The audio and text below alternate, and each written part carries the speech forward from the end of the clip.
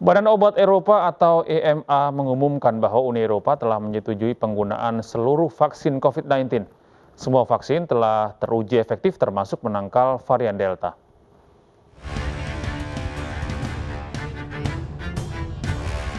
Kepala Strategi Ancaman dan Vaksin Kesehatan Biologis EMA Dr. Marco Cavalleri mengatakan data yang muncul dari bukti nyata saat ini menunjukkan 2 dosis vaksin terbukti dapat melindungi warga dari paparan varian Delta.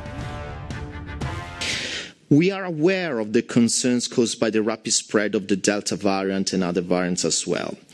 Right now, it seems that the 4 vaccines that are approved in the European Union are protective against all strains that are circulating in Europe, including the Delta variant.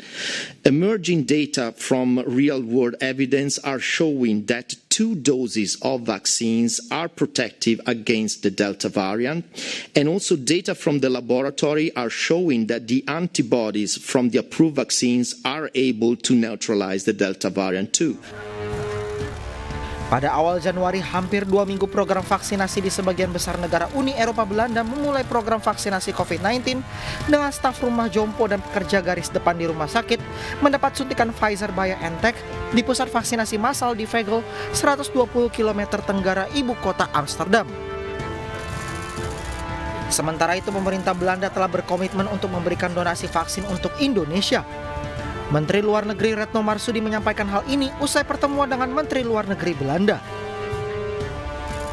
Di dalam pembicaraan saya dengan Menteri Luar Negeri Belanda, salah satu hal atau salah satu hasil yang konkret dari pertemuan saya adalah keputusan pemerintah Belanda untuk memberikan bantuan vaksin kepada Indonesia sebesar 3 juta dosis vaksin jadi.